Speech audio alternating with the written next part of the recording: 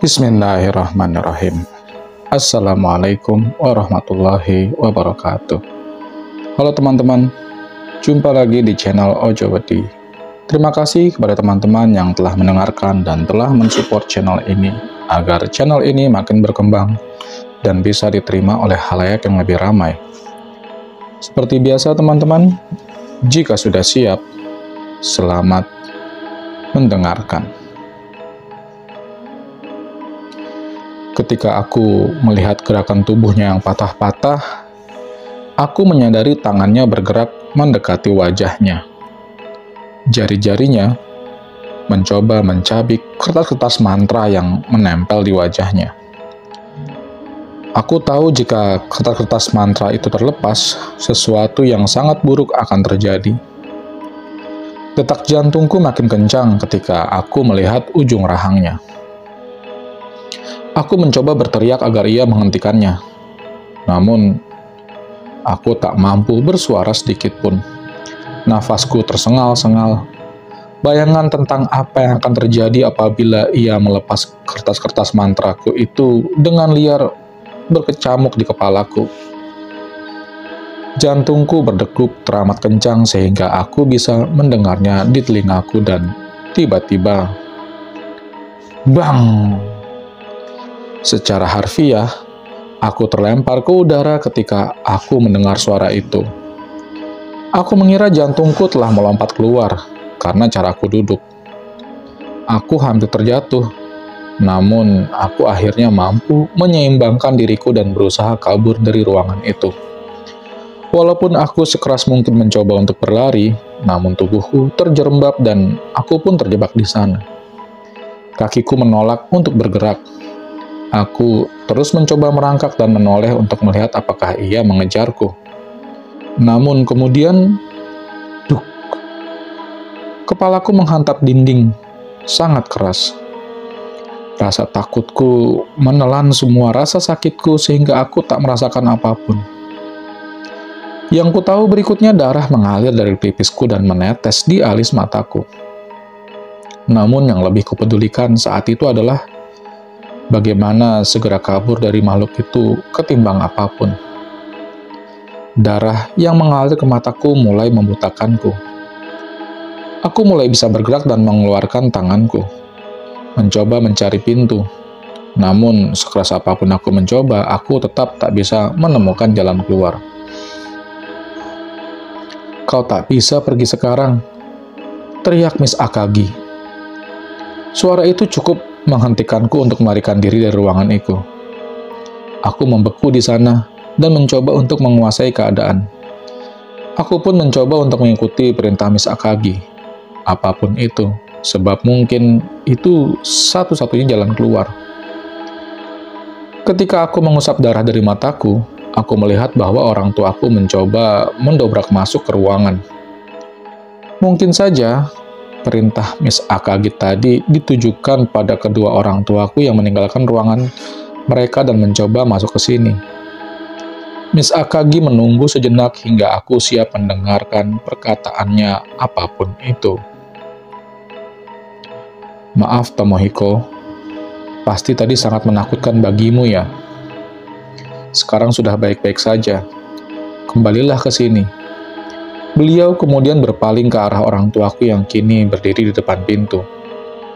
"Sekarang sudah tak apa-apa. Kembalilah, dan biarlah saya menyelesaikan ini semua." Aku bisa mendengar mereka berbicara di balik pintu. Walaupun aku tak bisa menerka apa yang mereka katakan. Aku kembali menuju ke tempat Miss Akagi duduk dan beliau mengulurkan sebuah sapu tangan untuk mengusap darah dari wajahku.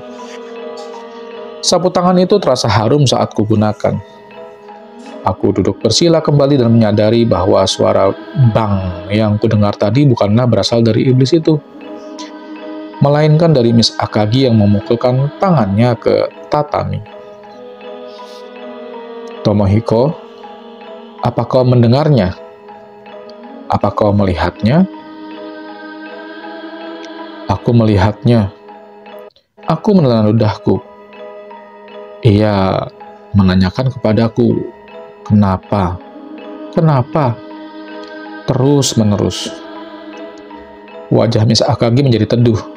Aku terus mencoba untuk tetap tenang di depan Miss Akagi, meskipun aku baru saja mengalami pertemuan yang mengerikan dengan makhluk itu. Kini aku harus melakukan apapun yang harus kulakukan untuk mempermudah mengusir iblis itu dari hidupku.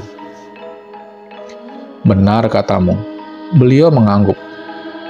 Ia terus bertanya, mengapa? Mengapa menurutmu ia bertanya seperti itu?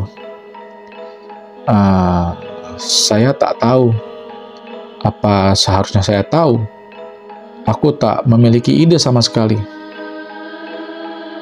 Tomohiko, apa kau takut? Iya, saya masih takut sekarang.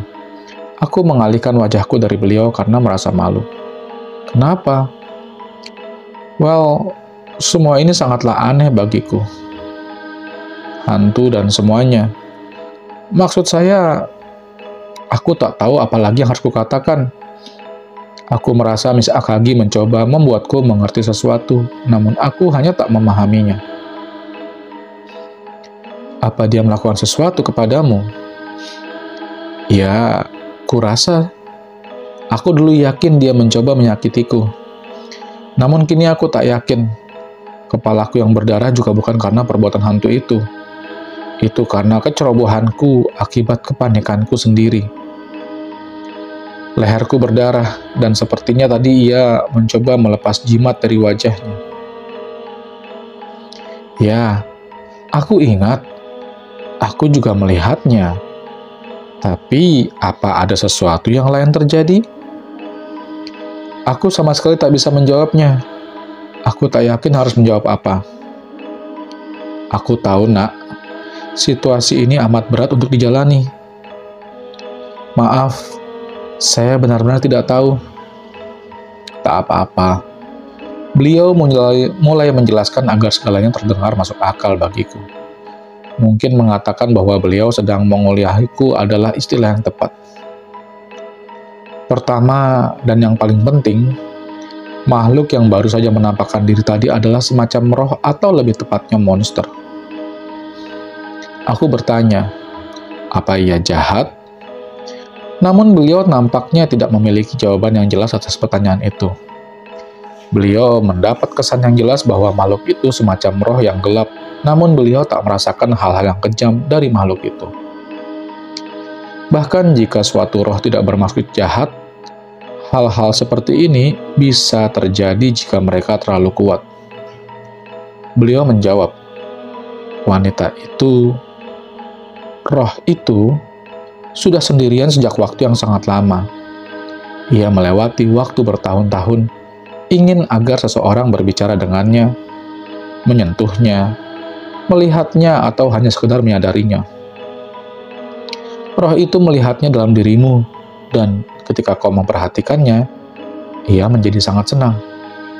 Nah, sekarang, jangan salah paham akan apa yang akan kukatakan. Namun, dibandingkan wanita itu, kau lebih lemah. Karena itulah kau merasa takut, dan karena itu pula lah tubuhmu bereaksi sangat kuat jika ia hadir. Cara beliau berbicara sangatlah tenang dan perlahan, seakan ia berbicara dengan seorang anak kecil. Aku masih tak tahu apa yang harus kulakukan.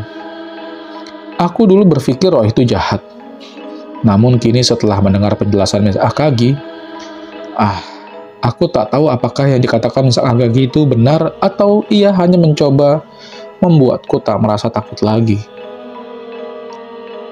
Nah, sekarang mari kita lakukan sesuatu untukmu. Ini akan memakan waktu, namun yakinlah, aku pasti menolongmu. Kata-kata itu membuatku merasa lebih baik. Aku merasakan kelegaan ketika aku mendengar ada harapan untuk lepas dari ini semua. Aku akan menulis di sini apa yang beliau katakan kepadaku. Aku takkan melupakan kata-kata ini. Jika sesuatu terlalu menakutkan untuk dilihat, atau kau tak mengerti apa itu, ingatlah bahwa ia merasakan rasa sakit, sama seperti yang bisa kau rasakan. Meraihlah, dan cobalah tolong dia. Mungkin itulah yang ia tunggu selama ini. Miss Akagi mulai membacakan kitab suci. Tak seperti apa yang kuduga. Ternyata beliau tidak sedang mengusir roh itu, melainkan untuk membuatnya tenang. Malam itu kepalaku terasa amat sakit, dan leherku terasa seperti terbakar. Namun, aku tertidur sangat nyenyak. Miss Akagi membiarkanku menginap di sana karena ya, menurut beliau aku masih bertingkah sangat aneh. Aku ingin bangun sepagi mungkin keesokan harinya. Namun ketika aku menemukan Miss Akagi pagi itu, beliau sudah menyelesaikan ibadah paginya. Selamat pagi, Tomohiko. Basuhlah wajahmu dan sarapanlah. Jika sudah selesai, kita akan pergi bersama-sama ke kuil utama. Sebelumnya akan kujelaskan. Agama Buddha memiliki banyak sekte dan Miss Akagi adalah pemimpin salah satunya. Sekte yang beliau pimpin memiliki sejarah panjang, bahkan disebutkan dalam buku teks. Ada banyak orang di penjuru Jepang yang mengikuti sistem kepercayaan yang sama. Walaupun sistem kepercayaan mereka sama, namun karena kondisi geografis, baik bagian timur dan barat Jepang memiliki kuil utamanya sendiri-sendiri. Karena aku berada di Nagasaki, maka kami berkiblat pada kuil yang ada di barat, yang letaknya cukup jauh dengan kuil di mana Miss Akagi tinggal. Miss Akagi memberikan dua alasan mengapa kami harus pergi ke kuil utama. Pertama, karena aku nampaknya memiliki suatu skill atau keterampilan yang rasanya harus diasah. Aku sendiri tak bisa menjelaskannya, namun beliau mengatakan hal itu penting. Alasan lainnya karena kami harus melakukan semacam upacara peringatan bagi arwah yang mengikutiku,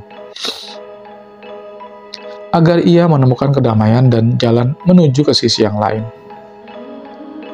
Nenekku adalah yang paling bahagia ketika mendengarnya, namun ayahku tampak tak begitu setuju karena beliau belum begitu mempercayainya.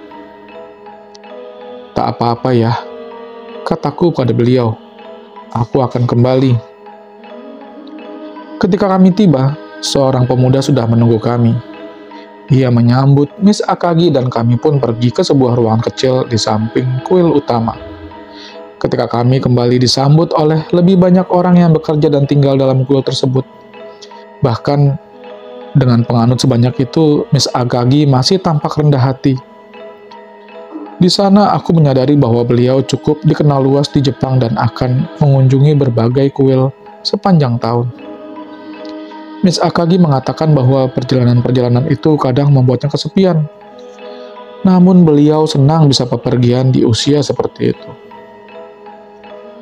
Maka disinilah aku, jauh dari kedua orang tuaku dan terpaksa tinggal di kuil ini sembari menunggu Miss Akagi pulang dari perjalanannya. Awalnya aku merasa seperti sebuah beban bagi kuil ini, karena diperlakukan seperti tamu.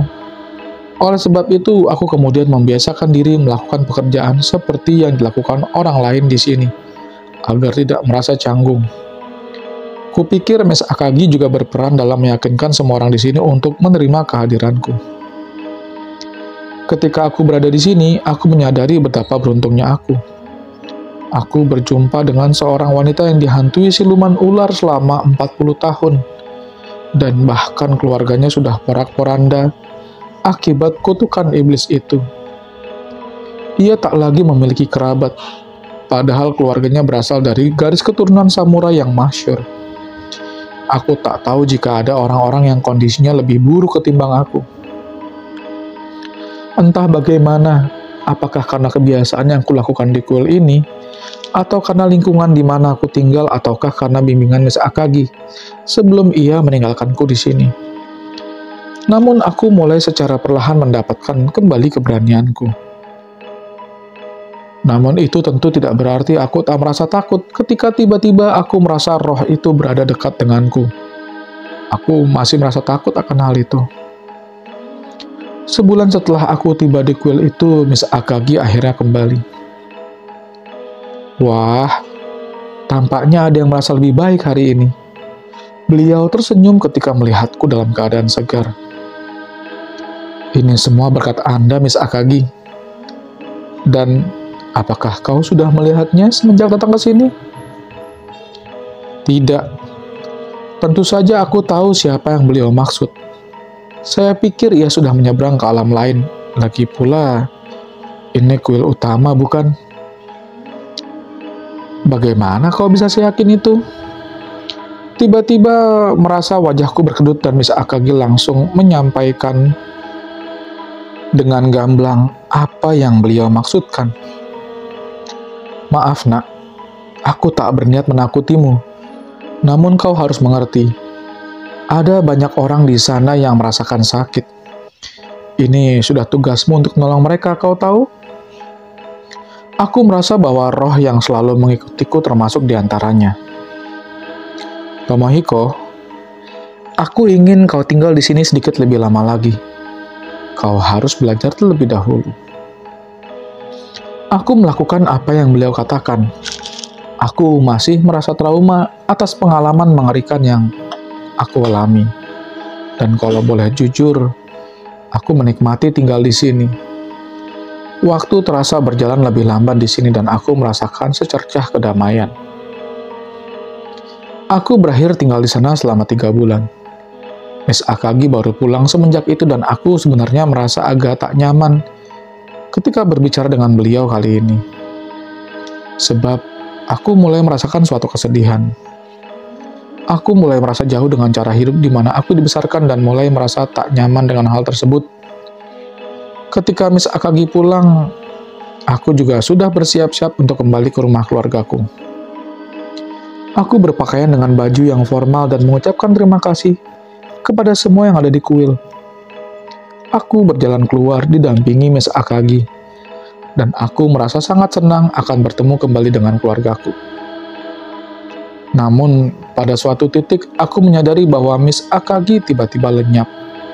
Padahal sebelumnya ia berjalan di sampingku. Aku menoleh dan melihat dia berdiri jauh di belakangku. Berpikir bahwa aku mungkin berjalan terlalu cepat, aku pun kembali ke tempat ia berada. Tomohiko, apa kau pernah berpikir untuk tinggal di sini saja? Matanya terasa bersinar ketika mengatakannya. Terlihat bahwa ia menyadari betapa besarnya perubahan yang kualami selama tinggal di sini dan itu membuatku senang. Namun, tetap, yang kuinginkan hanyalah kembali pulang. Maaf, saya tak bisa hidup seperti orang-orang ini untuk selamanya. Aku pikir apa yang mereka lakukan itu hebat, namun itu bukan untuk saya. Aku menatap mata beliau, mencoba untuk terlihat meyakinkan dan serius. Biarlah aku mengatakannya dengan bahasa lain. Kau tak bisa pergi dari sini. Apa? Aku terkejut. Ia masih bersamamu. Miss Akagi sedang melihat sesuatu yang tak bisa aku lihat. Aku merasakan wajahku berkedut-kedut lagi. Baru 2 bulan kemudian aku bisa meninggalkan kuil itu, berarti dengan total aku sudah menghabiskan waktu hampir setengah tahun di sana. Kupikir kini kau akan baik-baik saja nak, namun aku ingin kau kembali ke sini minimal sebulan sekali untuk berjaga-jaga. Miss Akagi berkata ketika aku meninggalkan kuil. Bahkan beliau sendiri tak bisa mengatakan apakah makhluk itu benar-benar pergi ataukah ia hanya sekedar bersembunyi. Butuh waktu memang, namun aku akhirnya mampu menyesuaikan diri dengan kehidupan lamaku. Ibukulah yang mengurus apartemenku selama aku pergi dan ada beberapa barang yang dipindahkan ke rumah kami. Beliau mengatakan ketika beliau mengunjungi kamar apartemenku, seperti ada bau sesuatu yang terbakar dan ada serangga-serangga kecil mengerubungi tengah kamarku. Di lantai, aku tak memiliki keberanian untuk memeriksanya sendiri. Namun ibuku mengatakan bahwa memang sebaiknya aku tak melihat serangga-serangga itu.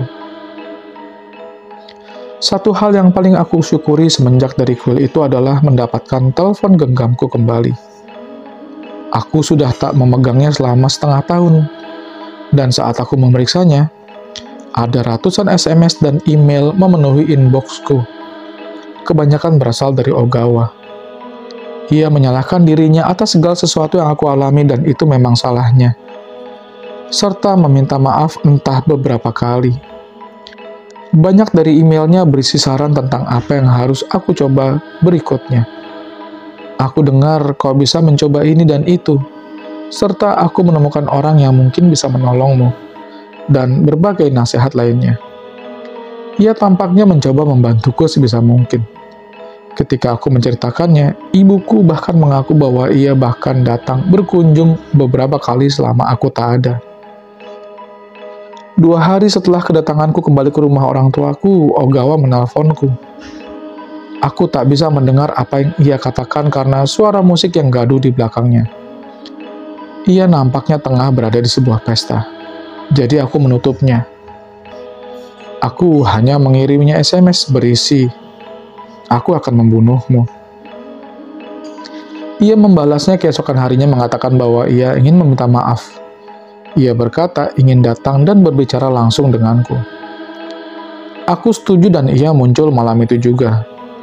Ia nampak lelah setelah berkendara jauh dari Tokyo dan ia terlihat merasa sangat bersalah. Begitu membuka pintu, aku langsung memukulnya 2 kali. 1, untuk membuatnya berhenti menyalahkan dirinya atas apa yang terjadi, dan yang kedua, untuk membuatnya tahu kalau ia mengetahui ia sedang sibuk berpesta ketika aku dalam kesusahan, benar-benar membuatku kesal. Ia tampaknya menerima dengan legawa tinjuku itu. Lagi pula tidak terlalu keras kok, walaupun mungkin yang kedua agak terlalu terbawa emosi. Aku menceritakan kepadanya segala apa yang terjadi. Kami bersenang-senang malam itu, seperti waktu-waktu dulu. Ia bercerita balik kepadaku apa yang terjadi pada Hayashi malam itu. Setelah ia beralih keluar dari rumah orang tuaku malam itu, Ogawa sudah tahu ada sesuatu yang ganjil. Ia bertingkah sangat aneh, cerita Ogawa. Ia hanya diam dalam mobil dan kemudian tiba-tiba tertawa terbahak-bahak. Tiba-tiba dan beberapa saat kemudian ia gemetar ketakutan. Ia terus mengatakan hal-hal seperti, "Aku berbeda," atau "Aku takkan melakukannya." Itu benar-benar membuatku ketakutan. Semua ini membuatku teringat dan kejadian di malam Hayashi berbicara dengan iblis itu. Aku mencoba menghapus gambaran itu dari benakku namun tak berhasil. Maaf, sudah menjadi seorang pengecut dengan meninggalkanmu malam itu. Lalu apa yang terjadi dengan Hayashi? Apa benar dia pengusir hantu? Aku meragukannya. Ya, mungkin ia mengira kasusmu adalah sebuah hoax dan berpikir bisa memerasmu. Namun, Ogawa tampak terdiam sebentar. Ada apa? Aku mendengar dari temanku. Aku tak tahu apa ini benar. Namun, Hayashi menjadi gila sejak saat itu. Aku terdiam. Aku menyadari pentingnya berkunjung ke kuil Miss Akagi sejak saat itu. Tahun pertama aku mengunjungi kuil sebulan sekali, sesuai pesan beliau. Namun tahun berikutnya aku cukup pergi ke sana 3 bulan sekali.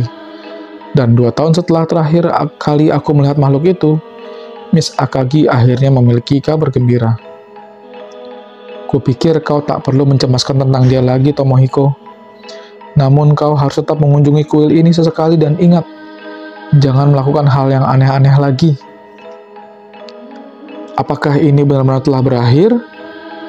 Aku tak tahu. 3 bulan kemudian Miss Akagi meninggal, jadi mungkin aku takkan pernah tahu. Aku harap aku dapat belajar lebih banyak dari beliau. Namun yang hanya bisa kulakukan sekarang hanyalah berharap dan berdoa. 2 bulan setelah pemakaman beliau, aku akhirnya mampu merasa hidup normal kembali. Aku tiba di titik di mana aku hampir melupakan kejadian yang mengerikan yang pernah kualami itu. Aku tak perlu lagi membicarakannya dengan siapapun, dan satu-satunya hal yang kuinginkan sekarang adalah hidup seperti biasa lagi. Suatu hari, aku menemukan sebuah surat dalam kotak surat. Datang dari nenekku. Ketika aku membuka amplopnya, aku terkejut melihat bahwa di dalamnya terdapat ada selembar kertas dan sebuah amplop lain. Aku membaca surat yang ditulis oleh nenekku. Miss Akagi memintaku untuk memberikan surat ini kepadaku. Namun, sudah cukup lama sejak kematian beliau, sehingga aku bisa memenuhi janjiku kepada beliau. Aku membuka surat lain itu, yang ditandatangani oleh Miss Akagi. Ada 2 lembar kertas dalam surat itu. Aku kemudian membacanya. Tomohiko, maaf, tidak menulis kepadamu sesegera mungkin. Ini Akagi. Kau mengenali tulisanku, kan? Sudah cukup lama semenjak semua kejadian itu, bukan? Apakah kau baik-baik saja? Aku harap kau sudah melepaskan ketakutanmu seluruhnya. Ketika kamu tiba di rumahku, aku merasa takut. Aku tak mampu menangani roh yang kamu bawa bersamamu. Ia terlalu kuat untukku. Namun kau saat itu sangat ketakutan. Aku sangat mengingatnya. Karena itulah aku mengatakan kepada diriku sendiri untuk memberanikan diriku. Jika aku jujur, saat itu aku tak bisa menolongmu. Aku tak tahu apakah aku bisa menolongmu atau tidak. Aku pikir kita saat itu sedang beruntung. Bagaimana waktumu yang kau habiskan di kuil? Kuharap kau mampu beristirahat selama di sana. Setiap kali aku kembali untuk mengunjungimu, aku selalu mengatakan kau belum bisa pulang. Apa kau ingat itu? Aku tahu jika kau melakukannya, sesuatu yang buruk akan terjadi kepadaku. Aku tahu pasti, sangat membosankan bagi anak muda sepertimu. Namun, aku tak bisa membiarkanmu pulang jika itu berarti akan membahayakan jiwamu. Aku berdoa untukmu setiap hari, namun ia tak pernah pergi dari sisimu. Namun, aku pikir kau aman sekarang. Aku menduga ia pergi ke suatu tempat yang sangat jauh. Namun, Tomohiko, jika sesuatu terjadi kepadamu, segeralah kembali ke kuil. Di sana kau bisa menjadi lebih kuat. Kau tahu itu, dan ia takkan mampu menyakitimu di sana. Aku hanya bisa berpesan kepadamu. Jika kamu merasa kehilangan arah, berpalinglah ke arah Tuhan. Ketika yang kau miliki tinggallah rasa sakit, maka serahkanlah dirimu kepadanya. Bukannya aku menginginkan hal-hal buruk terjadi kepadamu. Tidak. Namun jika ini semua ternyata belumlah usai, akan ada banyak kesulitan menanti di depanmu. Kau bertemu banyak orang di kuil, bukan? Makhluk-makhluk yang sangat jahat akan mencoba menyakitimu seperti cara mereka menyakiti orang-orang itu. Mereka takkan pernah melepaskanmu. Mereka merasakan kenikmatan ketika melihat manusia menderita. Walaupun sangat pedih bagiku untuk mengakuinya, namun ada kasus-kasus di mana kami tak berdaya untuk menolong sang korban. Kami ingin menolong mereka, sangat ingin. Namun kadangkala semua itu berada di luar batas kemampuan kami. Aku ingin menolongmu lebih daripada yang lain, Tomohiko. Aku melakukan semua yang aku bisa. Tapi waktuku tak panjang lagi. Aku sudah tak bisa lagi merasakan kehadirannya. Namun, jangan biarkan itu membuatmu lengah. Ia mungkin sedang menunggu waktu yang tepat, di mana kau rapuh, untuk kembali menyelesaikan apa yang telah ia mulai. Selalu waspadalah dengan sekitarmu dan jauhi tempat-tempat yang angker. Mengerti? Percayalah kepadaku akan hal ini. Maafkan aku telah berbohong kepadamu. Aku tahu sangat egois untuk mengatakan semua ini kepadamu setelah aku tiada. Namun selama sisa waktuku, aku akan terus mendoakanmu dan jangan pernah kehilangan imanmu kepada Tuhan. Jangan pernah. Tanganku bergetar ketika aku membacanya. Aku mulai merasa berkeringat dingin. Jantungku pun mulai berdetak amat kencang. Apa yang harus kulakukan? Kupikir aku sudah bebas. Namun, menurut surat ini, tiba-tiba aku merasa sedang diawasi. Tapi, kemana aku bisa lari?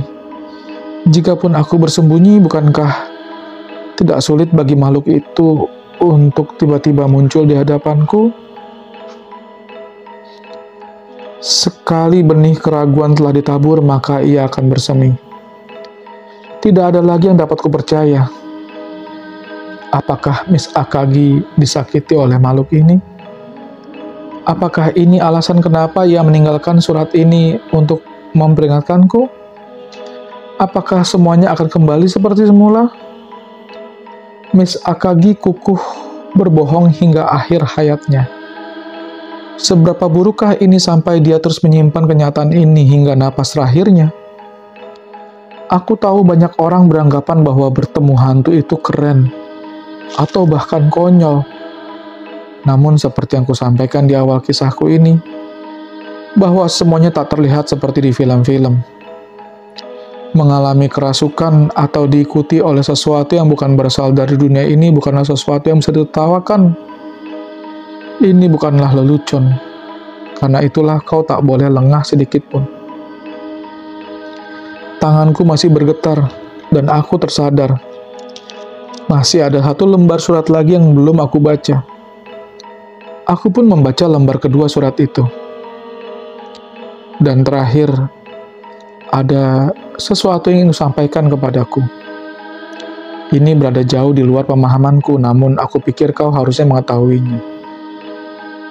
Aku tak mengerti dengan sisi psikologi seperti aku mendalami sisi spiritual. Namun ada hal yang harus kau tahu tentang dirimu. Sebab aku yakin kau sendiri pasti belum pernah menyadarinya. Orang tuamu mengatakan hal-hal ini kepadaku sebelum kau datang. Mereka sangat khawatir denganmu dan berpikir bahwa mungkin ini alasan kamu mengalami semua ini. Aku ragu akan hal itu, namun mungkin saja itu semua ada kaitannya. Aku pernah mengatakan bahwa kamu lemah, Tomohiko. Dan kamu mungkin tak menyadarinya. Bukan lemah dalam sisi fisik, namun di dalam jiwamu. Ada sesuatu yang kosong dalam dirimu. Entahlah, mungkin engkau kesepian tinggal jauh bersama orang tuamu tanpa ada banyak teman yang bisa kau ajak bicara. Mungkin karena pekerjaanmu. Mungkin karena sekolahmu yang berat. Atau mungkin karena ada alasan yang jauh lebih sederhana. Karena kau dibesarkan sebagai anak tunggal. Karena itulah, kau mungkin membayangkan hal-hal yang sebenarnya tak ada untuk mengisi kekosongan itu. Bukan makhluk itu yang aku maksudkan. Ia bukan sekedar imajinasimu. Aku sendiri bisa melihatnya. Namun mungkin alasan kenapa ia bisa merasukimu karena sisi lain dirimu ini. Mungkin harus kuperjelas. Kau mengatakan memiliki sahabat bernama Ogawa. Namun ketika ibumu menelpon kantormu untuk menyampaikan pengunduran dirimu, bosmu dan rekan-rekan sekerjamu mengatakan hal yang tak mereka duga. Kata mereka, engkau sering berbuat aneh di kantormu. Kau sering berbicara sendiri saat makan siang dan menanyakan pria bernama Ogawa yang mereka sendiri tak kenal. Kau mengaku Ogawa yang membawa Hayashi ke rumahmu, namun kenyataannya orang tuamu mengatakan bahwa Hayashi datang sendirian malam itu karena kau sendiri yang memanggilnya. Beberapa hari setelah kau pulang, kau menyambut seseorang di pintu. Seseorang yang orang tuamu tak bisa lihat. Namun kau tetap bercakap-cakap dan bercanda kepadanya. Orang tuamu hanya mengikutimu, hanya mengikuti permainanmu, menganggap bahwa Ogawa itu ada. Bahkan mengatakan bahwa ia sesekali mengunjungi rumah. Semua itu hanya agar kau tak kehilangan kewarasanmu. Namun, aku harus jujur kepadamu. Sebab mungkin jika kau sadarkan semua ini, maka kau bisa mencoba lebih tegar dalam menghadapi hidupmu.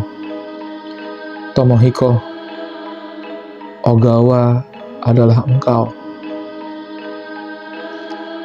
Terima kasih teman-teman telah mendengarkan cerita-cerita di channel Ojo Wedi. Akhir kata, wassalamualaikum warahmatullahi wabarakatuh.